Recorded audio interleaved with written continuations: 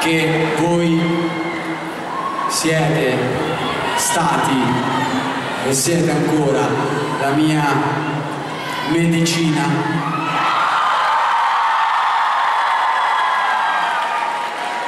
E quindi questo prossimo pezzo è sempre e sarà sempre dedicato a voi.